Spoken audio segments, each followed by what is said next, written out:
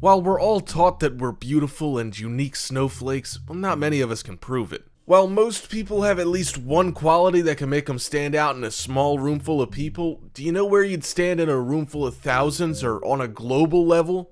These 5 tests will prove that you're unique and show everyone what makes you different than them. Let's begin. Number 5. Myers-Briggs Personality Test. The Myers-Briggs Personality Test is one of the most popular and well-accepted personality tests in the social sciences and business world. The basis of the Myers-Briggs Personality Test is that by answering a series of questions, the answers to those questions form a pattern that reflects their personality and instincts based on 4 sets of opposite qualities: introversion or extraversion, intuition or sensing, thinking or feeling, and judging or perceiving. There are 16 personality types across 4 categories, and each personality type includes a certain percent of the population. Each type encompasses an estimated percent of the population between 1% and 15%, with the most common being the ISTJ type or Logistician, and the least common being an INFJ type or Advocate. Number 4. Hypermobility.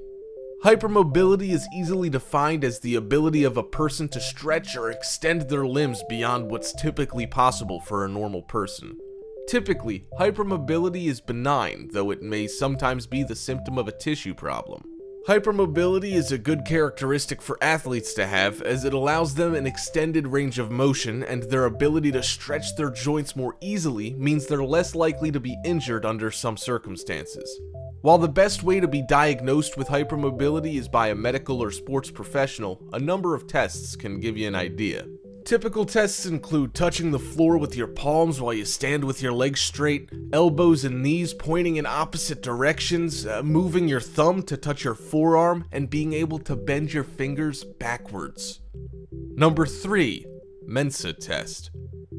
A lot of people would consider themselves to be the smartest person in the room, or maybe even one of the smartest people in the world, but can they prove it with a test based on cold, hard statistical data? Do you think you could qualify to join an organization whose members encompass the top 2% of thinkers in the world? You may have taken an IQ test online before, but one of the best ways to test your intelligence is to take a Mensa test. If you live in most developed countries, you can contact your local Mensa branch to take a free pre-qualification test for membership in the prestigious organization. Think about it. Anytime somebody calls you an idiot, you could have a piece of paper proving they're wrong. Number 2. 23andMe. People consider physiological factors such as racial heritage or ancestry essential in forming their identity. The problem with this is that sometimes that understanding of their heritage and ancestry is based on hearsay passed down from generation to generation.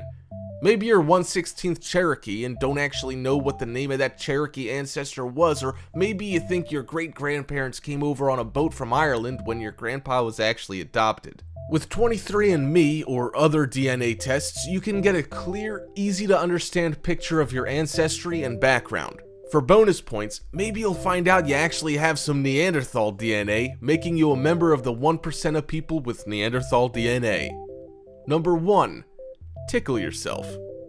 Most people can't tickle themselves. It's probably something you've never considered. There are many theories why someone can't tickle themselves, but one of the most prominent theories is the idea that your brain inherently realizes that you are tickling yourself and therefore doesn't produce the reaction that it would if you were tickled by another person.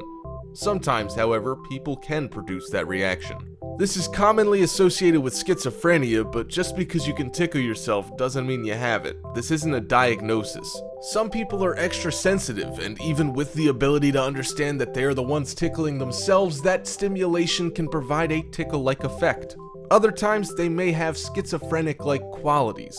In one study, people who could tickle themselves were also reportedly more likely to experience supernatural events, making them doubly unique. And there, you have 5 tests to prove you're unique in this world. If you enjoyed the video, make sure you drop a like and share it, and if you haven't already, subscribe down below to get notified almost every single day with new videos from Top 5's finest. Thank you so much for watching, and until next time,